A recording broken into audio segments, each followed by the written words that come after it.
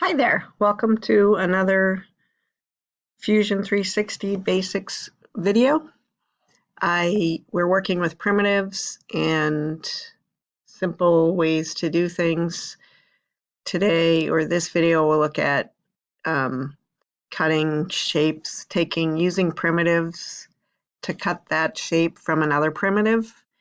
And in a previous video, I showed you the short, quick way where if you have a primitive already in place and it has flat edges, it's easier with flat edges. It's possible with any of them, but the control with flat edges is easier.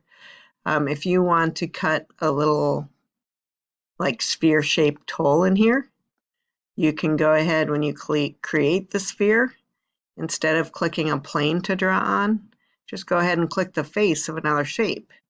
And when you click the face of another shape and then draw that shape,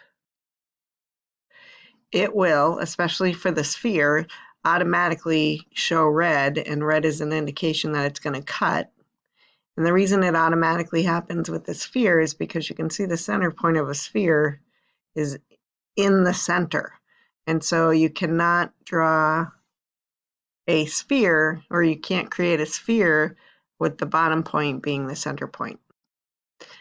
So anyway, when you draw on another face and you pull it in that direction, in the case of a sphere, it will happen automatically. You can see that it's destined to cut. So when I cut, that piece disappears. But what happens, so this video is not going to focus on that technique. I did another video if you want to see more examples of that. What happens if you have a sphere and you want to cut a piece out of this? Perhaps you want to have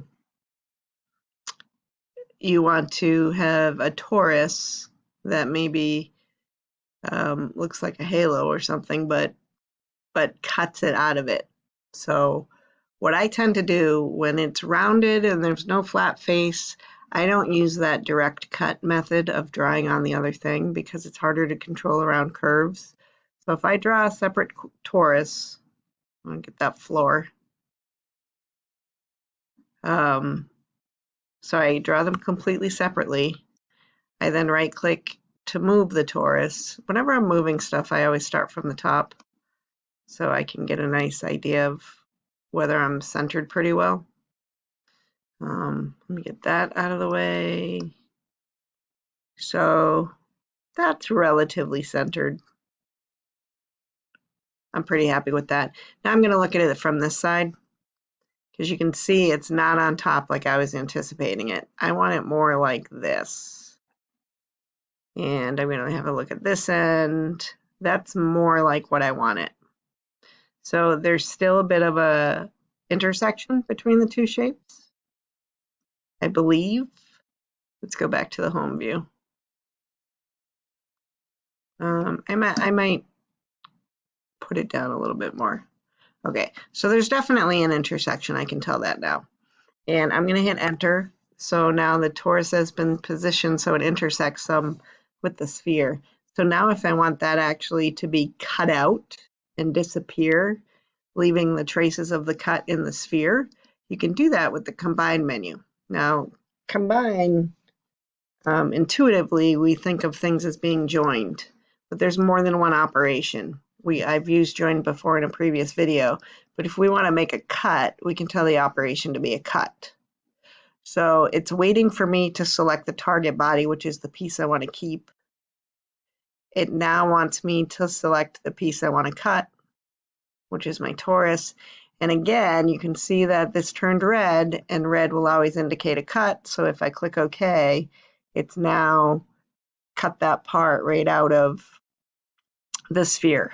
And another thing worthy of pointing out is you can see when you do these techniques, it results in just one body. So even though I used two primitives in this initial technique, it still resulted in just one body.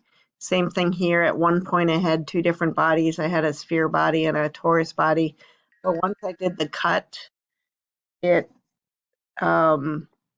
it merged themselves into one body. So I can do another cut into this too. Let's see. I'm going to take a sphere and do a little bit of a divot in here. So again, I'm going to create a sphere separately. Whoops, I did that on the wall, but I don't think that's going to matter. So let's see. I might make it 30 millimeters. That's a little too big, so I'm going to go back to Edit Feature, change that to 25. Okay, now I'm going to go to the top again, zoom out a little bit,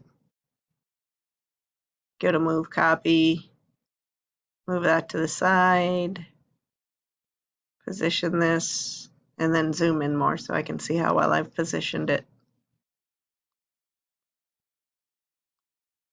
And then there is a proper way to align figures, etc., but since we're just focusing on this combine and cut techniques, I don't want to take the time to look at all of the options Fusion has to offer. So you can see I centered it over the top, but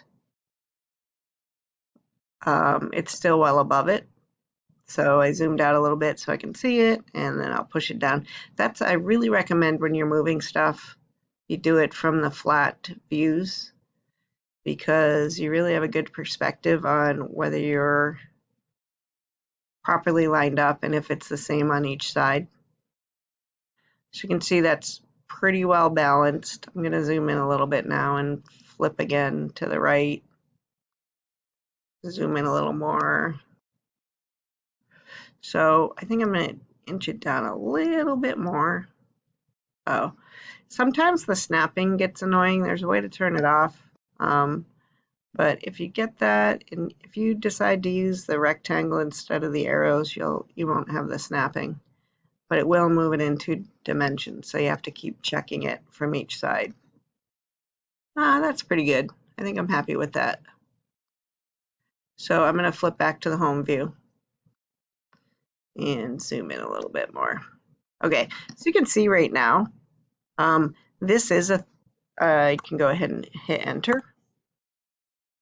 And so this is body 4. So body 4 is my newest sphere. Top sphere. Body 2 is the thing I cut before, my work of art.